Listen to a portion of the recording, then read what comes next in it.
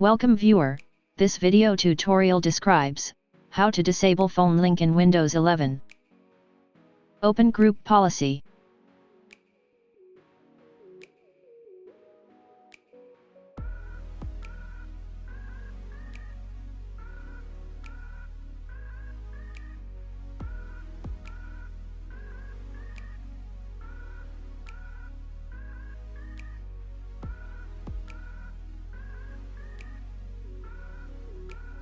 Open Phone PC linking on this device, change to disabled.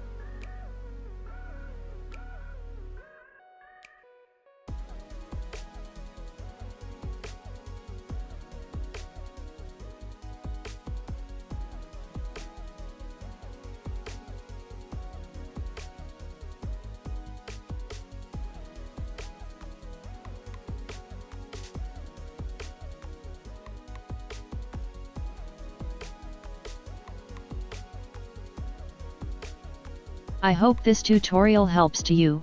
Please like, share and don't forget to subscribe our channel. Thank you very much. See you next video.